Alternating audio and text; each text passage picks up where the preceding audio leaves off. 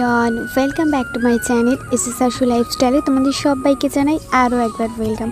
তোমরা সবাই কেমন আছো? আশা করছি ভালোই আছো, আর আমরাও মোটামুটি ভালোই আছি। তো সকাল সকাল আমি সমস্ত কাজকর্ম সেরে নিয়ে রান্নার অনেক কিছু জোগাড়যন্ত্র করে নিয়ে ভাত চাপিয়ে দিয়ে স্নান করে চলে আসলাম পুজো দিতে। কারণ অর্ধেক কাজ যদি আমি গুছিয়ে না রাখি তাহলে কিন্তু প্রচণ্ড লেট হয়ে যাবে। তাই ভাবলাম যে স্নানটা করে আগে ঝটপট পুজোটা দিয়ে নিই, নাহলে আমার আরও দেরি হয়ে যাবে। তো চলো এখানে আমি সুন্দর করে পুজো দিয়ে নিই। আর এটা আমার ছোট্ট একটা মন্দির, এটাই কিন্তু আমার স্বর্গের মন্দির। কারণ বেশি ঠাকুর নেই, কিন্তু আমি সিম্পলভাবে এখানে পুজো দিই। আমি যতটা ভক্তি ভরে পুজো দিই ঠাকুর ঠিক ততটাই গ্রহণ করেন। কারণ দেখো, পুজো দেওয়াটা বড় ব্যাপার নয়, মনে ভক্তি থাকলে সে যেভাবেই পুজো দিক না কেন, যেভাবেই ঠাকুরকে ভোগ দিক না কেন, ঠাকুর কিন্তু অবশ্যই তা গ্রহণ করবে। ভক্তি থাকাটা সব থেকে বড় ব্যাপার। তো আমি এখানে সুন্দর করে নিজের মন থেকে ভক্তি ভরে পুজো দিয়ে নিচ্ছি। আর ওদিকে বাবান সোনা এত বিরক্ত করছে, শুধু একবার উকি ঝুঁকি মারছে। তোমরা দেখতেই পাবে এখানে কেমন উকি মেরেই চলে যাবে। দেখো, দুষ্টুটা শুধু উকি ঝুঁকি মারছে আর মাম্মা মাম্মা বলে ডাকছে। তো চলো এবার তুলসী তলাতেও জল ফুল ধূপকাঠি দিয়ে দিলাম। আর এবার চলে যাব আমি রান্নায়। জানো তো, ভাতটা বসিয়ে দিয়ে এসেছি, ফ্যানটা তো ঝরাতে হবে। তো দেখো, ওইদিকে পুজো টুজো দিয়ে চলে আসলাম। আমি সেই ভাতটা বসিয়ে রেখে গেছিলাম, এসে দেখি হয়ে গেছে। আর এই চালটা না অতটা একটা ভালো নয়, জানো তো। ভাত যদি একটু বেশি নরম হয়ে যায় তাহলে না পুরো একটার সঙ্গে একটা ভাত না লেগে যায়। আর একটু শক্ত নামালে তাও ভাতটা ঠিক থাকে, না হলে না সকালের ভাত দুপুরে খাওয়া যায় না, এরকম একটা পরিস্থিতি হয়ে যায়। তাই সবসময় চেষ্টা করি যে শক্ত শক্ত ভাত নামাতে। বাপের একটু খেতে অসুবিধা হয়, তবুও বলি যে খাও, কিছু করার নেই। কারণ এই চালটা একটু বেশি নরম নামালে পুরো একদম গলে যাচ্ছে, ওটা খেতে আবার আশুর পাপা একদমই পছন্দ করে না। তো দেখো, এদিকে আমি ভাতটা উপর দিয়ে মশলাটা করতে চলে আসলাম। সেরকম কিছু না, এখানে আছে আদা। আর কি গরম যে লাগছে, সত্যি কথা বলবো কি, স্নান করেও যেন গরম মিটছে না। আর আমার পিঠটা পুরো ভিজে গেছে, কেন জানি না, শুধু পিঠটাই পুরো ভিজে যায়। তোমরা প্রায় ভিডিওতে দেখবে সকালবেলা ঘর ঝাড় দিতে দিতেও পুরো পিঠ ভিজে যায়। তো দেখো, এখানে সব কিছু আমি কেটে রেখেছি, পেঁয়াজ কেটে রেখেছি, টমেটোর, কাঁচা লঙ্কা, ধনেপাতা, কুমড়ো, আর এখানে ঝিঙে। আজকে একটু ঝিঙের তরকারি করব। আর সেই আদা বাটাটা, চলো রসুন বাটা, সব কিছু এবার গুছিয়ে নিয়েছি। আর দেখো, মাংসটা ম্যারিনেট করে রেখেছি, দেখেছো কত সুন্দর লাগছে।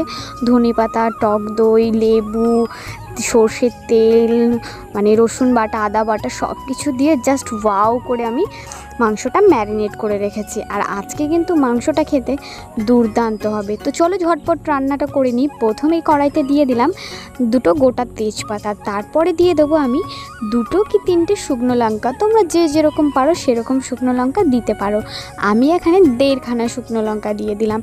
তো চলো এবার একটু দিয়ে দেবো গোটা জিরে, তারপর আগে দেবো হচ্ছে গিয়ে তোমার গরম মশলা। গরম মশলা বলতে কি, শুধু একটু দারচিনি আর এলাচ ছিল, আর কিছুই ছিল না, তো সেগুলোই দিয়ে দিলাম। আর তারপরে দিয়ে দেবো গোটা জিরে, কাঁচা লঙ্কা, পেঁয়াজ, সব কিছু দিয়ে। পেঁয়াজটা না আজকে আমি একটু গোটা গোটা রেখেছি, কারণ ছোট ছোট পেঁয়াজ তো, তাই ভাবলাম কি যে গোটা গোটাই রাখি, ওটা ভাজতে ভাজতেই গলে যাবে। বাপি বললো তাহলে গোটাই রাখ, বেশ একটু লাল লাল করে ভাজবি, তাহলে বেশ ভালো লাগবে। বললাম ঠিক আছে চলো, আজকে গোটা গোটাই পেঁয়াজ রেখেছি। আর যেটা একটু বড় ছিল সেটাকে 2 টুকরো করে নিয়েছি। দেখেছো কত সুন্দর করে নিয়েছি, দেখো গোটা নিয়েছি আবার 2 টুকরোও নিয়েছি। তো চলো এই পেঁয়াজগুলোকে এবার দিয়ে ভালো করে লাল লাল করে ভেজে নেওয়া যাক। তারপরে দিয়ে দিতে হবে টমেটোর। বুঝতে পেরেছো তোমরা? এইভাবে একদিন রান্না করে খেয়ে দেখবে। তার আগে দিয়ে দেবো একটু নুনটা দিলে কি হয়, বেশ সুন্দর তাড়াতাড়ি পেঁয়াজটা নরম হয়ে যায়। তারপর একটু দিয়ে দেবো চিনি, আর চিনিটা দিলে না স্বাদটাও ব্যালেন্স করে, আর পেঁয়াজের ওপরে দিলে বেশ কালারটাও কালারফুল। এবার দিয়ে দেবো টমেটোর কুচি, একটু বেশি করেই টমেটো কুচি দেবো, যাতে মাংসটার ফ্লেভার আর কালারটা জাস্ট দারুণ হয়।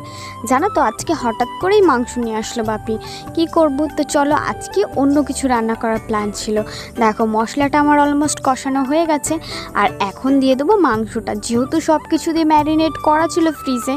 আর এখন দেখো, দইটা দিয়েছি বলে কালারটা কি দারুণ লাগছে না বলো। তো চলো এবার মাংসটা দিয়ে বেশ সুন্দর করে হালকা আছে কষিয়ে নেবো। বেশি জোরে দিলে তো আবার লেগে যাবে কড়াইয়ে, কিন্তু মাংসটা নরম হবে না। লেবু দিয়েছি ভিনিগারের বদলে, বেশ সুন্দর নরম হয়েছিল কিন্তু মাংসটা। তো চলো কষতে থাকি। আর তোমাদের অনেক অনেক অনেক ভালোবাসা আমার ভিডিওগুলো দেখার জন্য। প্লিজ তোমরা সবাই বন্ধুরা যারা আমার চ্যানেলে নতুন আছো সাবস্ক্রাইব করে আমার পাশে থেকো, আর যদি ভালো লাগে অবশ্যই বন্ধুদের সঙ্গে শেয়ার করো। তো চলো এখানে কষানো প্রায় অলমোস্ট অর্ধেকও হয়নি, কিন্তু এখানে আমি কষিয়েই যাচ্ছি। দেখেছো অর্ধেক কষার হয়ে গেছে, কি সুন্দর তেল ছেড়েছে সাইড দিয়ে। আর দিয়ে দেবো একটু কাশ্মীরি লঙ্কার গুঁড়ো, যাতে আর একটু কালারফুল হয়। মাংস কিন্তু দেখতে যতটা সুন্দর হয় না, খেতেও কিন্তু ঠিক ততটাই টেস্টি হয়। আর আমার একটু মাংস মানে একটু স্পাইসি তরকারি একটু লাল লাল না হলে না বেশ ভালো লাগে না। দেখো কাজ করতে করতে কাজের মাসিটা এখনও মাথার চুলের গামছাই খোলেনি, এমন ব্যাপার হয়ে গেল না। কি বলবো, নিজেকেই কাজের মাসি বলছি, এটার কোনো মানে হয় তোমরা বলতে পারো বলো? তো চলো এখানে ভাতটাকে আমি তুলে নিচ্ছি। কাজের মাসি কেন বলবো না, সারা দিন এত খাটাখাটনি করার পরে একটু রেস্ট করতে যাব, তখনই বরমশাই বলবেন হ্যাঁ তুমি কি করো, সেই তো একটু রান্নাবান্না কাজ করো আর কি করো। তখনই না কষ্টটা ভীষণভাবে লাগে। আমার মনে হয় প্রত্যেকটা বাড়ির বড়রা এই একটা কথাই বলে যে তুমি কি করো, সেই তো একটু রান্না করো, বাসন মাজো। আরে ভাই এতেও তো কষ্ট হয় না, আমরা তো মেয়ে, মেশিন তো আর নেই, আমরা মানুষ, মেশিন নই। তো চলো এখানে ঢাকা দিয়ে এবার আস্তে আস্তে হোক, আর আমি এদিকে অন্য কাজ করে নেব। রান্নাঘরটা প্রায় মোছামুছি গোছাগুছি অর্ধেক। ওয়াও গাইস দেখো, তোমরা শুধু এক ঝলক দেখলেই জাস্ট প্রেমে পড়ে যাবে মাংসটার, এত সুন্দর দেখতে হয়েছে। ওয়াও দেখেছো কতটা তেল ছেড়েছে, আর কি সুন্দর লাগছে। ওয়াও আমার তো এখনই জিভে জল চলে আসছে, মনে হচ্ছে কি এখনই তুলে 2 পিস খেয়ে নিই। অবশ্য খেয়েও ছিলাম 2 পিস কষা। তো চলো এবার লাল লাল করে ভেজে রাখা আলুগুলো দিয়ে আর একটু কষিয়ে রসিয়ে সামান্য জল দিয়ে ফুটিয়ে নামিয়ে নেব। তারপরে তোমাদের ফাইনাল লুকটা দেখাচ্ছি কেমন হয়েছে। তো দেখো বন্ধুরা, ফাইনাল লুকটাই কিন্তু জাস্ট অসাম লাগছে, বেশ মাখা। আর এদিকে বাবান সোনার ডিম, কুমড়ো ভাজা, শসা, আর এটা হচ্ছে সেই ঝিঙের তরকারি বড়ি দিয়ে, জাস্ট ঝিঙের তরকারিটাও টেস্টি হয়েছিল, আর ভাত। তো চলো ঝটপট এবার সবাইকে খেতে দিয়ে দেবো, কারণ সবার খিদে পেয়ে গেছে।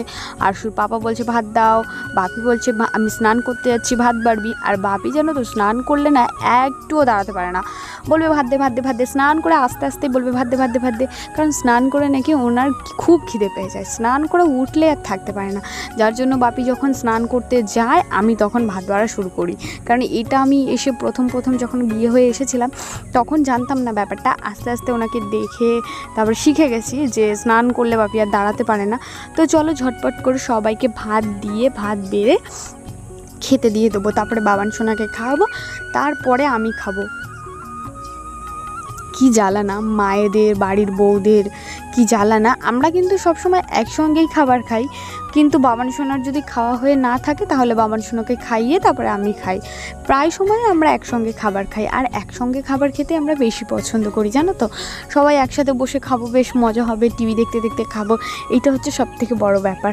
তো চলো ঝটপট করে ওদের ভাতটা বেড়ে দিই। আর আমি আমার বড়মশাইকে বলছিলাম ভাতটা নিয়ে যাও, আমার দিকে বড় চোখ করে তাকালো, আমি বললাম না থাক আমি নিয়ে যাচ্ছি মা। তো চলো এবার বাবান সোনার ভাতটাও বেড়ে নিচ্ছি এখানে। ও কিন্তু শুধু কুমড়ো ভাজাতে খাবে, ও মাংসও খায় না এখন, আলুও খাবে না, কিচ্ছু খাবে না। ওকে শুধু মাংস মানে ঝোলটা দেবো ভাবছিলাম, তারপর ভাবলাম যদি ঝাল হয়ে যায়, না থাক, শুধু কুমড়ো ভাজা দিয়ে আর ডিমটা দিয়েই ওকে খাইয়ে দেবো, তাহলেই ও শান্তি। তো চলো ঝটপট করে বাবান সোনাকে খাইয়ে নিই। আর তোমরা আমার ভিডিওটায় একটা লাইক, কমেন্ট আর সাবস্ক্রাইব করে যাও, আর পাশে থাকা বেল বাটনটি অবশ্যই প্রেস করে যাবে। প্লিজ তোমরা সবাই একটু পাশে থেকো, তোমরা পাশে না থাকলে কিছুই সম্ভব হবে না। তোমরা যখন ভালোবেসে আমাকে এত দূর নিয়ে এসছো, প্লিজ আর একটু এগিয়ে দাও, যাতে আমি নিজের পায়ে দাঁড়াতে পারি, নিজে ইনকাম করতে পারি কিছু। মানে এটাই ভেবে না সত্যি মাঝে মাঝে এত খারাপ সময় আসে না। গাইস দেখতেই পাচ্ছ আমরা এখন চলে এসেছি আবারও সেই সুন্দর জায়গায় ভিডিও করতে। বৃষ্টি, হ্যাঁ দেখো আমার ছেলে কত সুন্দর খেলা করছে, তো ও বলছে এটা ভিডিও।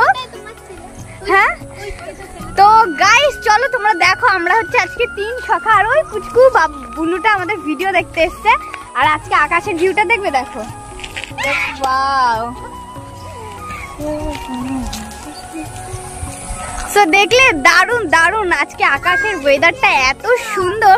তো চলো আমাদের রিলস, হ্যাঁ और ভিডিও করব। সো বেবি বলছে और ভিডিও করতে। তো এখন অনেক সন্ধ্যা হয়ে গেছে, বাড়ি চলে যাই। তো চলো তোমাদের যেতে যেতে দেখা হচ্ছে। বৃষ্টি পড়েছে, চা খাওয়াবে ওদের বাড়িতে গেলে। চা খাওয়াবি তো সাথে সাথে? ঠিক আছে, তো চলো আজকে ওদের বাড়িতে গিয়ে চাটা খাই। তোমরা ভিডিওটা দেখতে থাকো, আশা করছি। মার খাওয়ার ভয় এখানে লুকিয়ে আছে।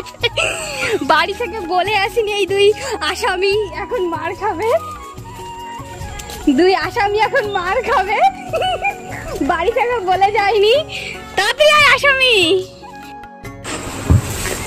ওদের জন্য আমি কাল দিনে খুঁজবো।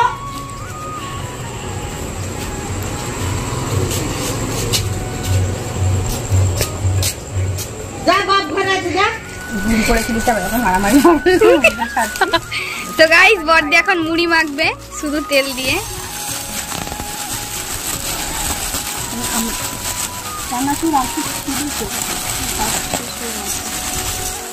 তো দেখো আর বাবান সোনা এই খাবারটা কিনে নিয়ে এসছে।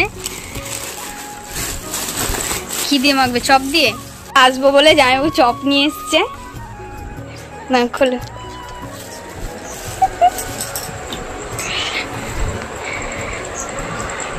বড়দি খুব সুন্দর মুড়ি মাখে তেল দিয়ে।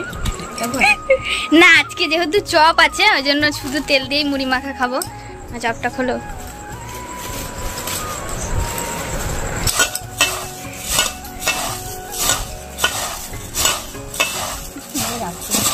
হ্যাঁ তো, আর লঙ্কাও দিয়েছে।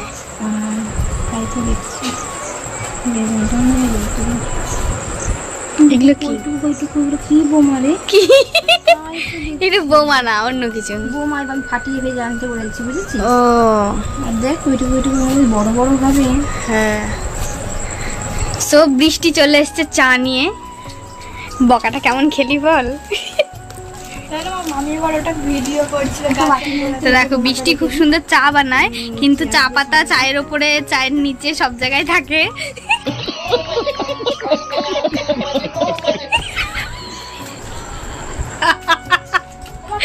তো চা ছেকিস নি নাকি?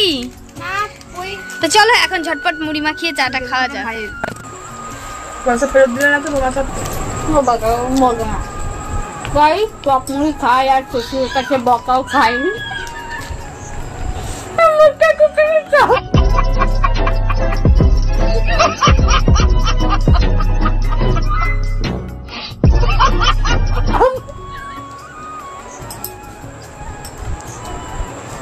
লঙ্কা খাই, আমি লঙ্কা খাই। দেখবা গাইস,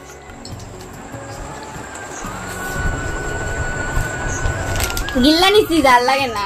তো চলো তাতে করে চপ মুড়ি খেয়ে। খুব সুন্দর চা বানায়, এত সুন্দর, মানে লিকার চাটা ভালো বানায়, দুধ চা আরো টেস্টি বানায়, জানো তো? এত সুন্দর দুধ চা বানায়, খেলে তোমরা প্রেমে পড়ে যাবে। বাছুর দাঁড়িয়ে, বাছুর মানে বেবি, বেবি বলো। বাছুর দাঁড়িয়ে আছে, ঘর ঢং ঢং করে ঘড়ি বাজে। তো দেখো বাবান সোনাকে অনেক কষ্ট করে বই নিয়ে বসিয়েছি আর ও বই পড়ছে। তো চলো বন্ধুরা আজকের মতো ভিডিওটা এখানেই শেষ করছি। আবার দেখা হচ্ছে অন্য কোনো ভিডিওর সঙ্গে তোমাদের সাথে।